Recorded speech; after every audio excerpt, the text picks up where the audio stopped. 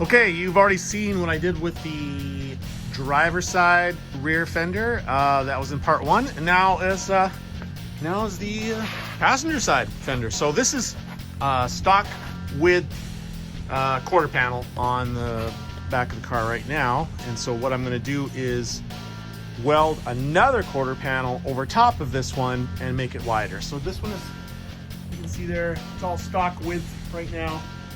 But that will soon change.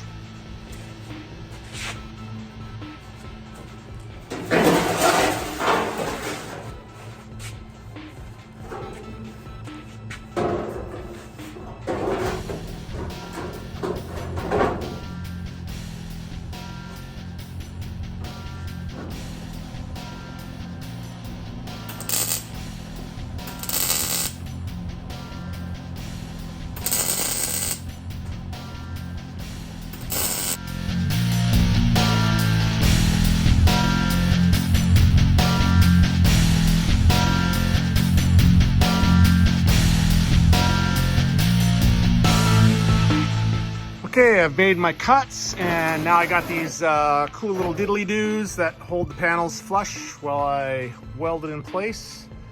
And yeah, well, I'll show you that after I've given it some tack welds in place. All right, I have the quarter panel trimmed and tack welded in front to back.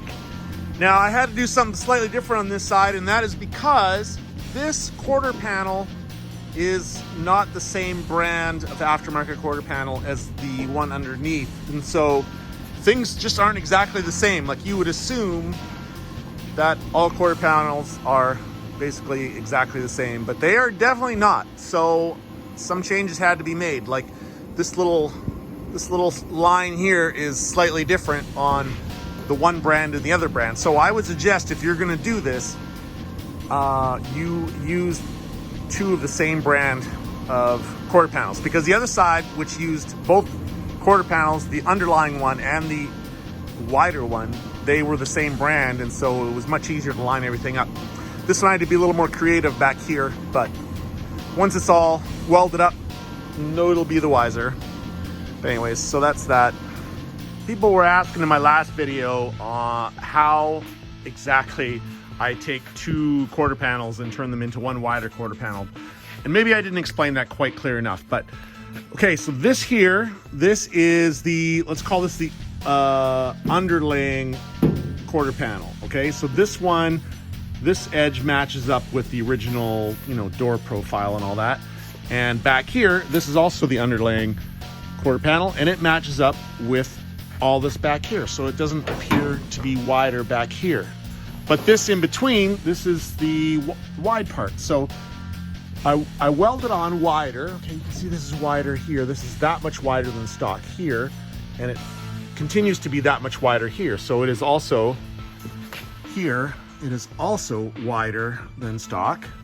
And once that's welded on, it's over top of the bottom one. I literally put the saw in here and I cut like this all the way through the first one and the second one, all the way down, and then I pull this one out a little bit, just a little, and it meets up with this one here and back here.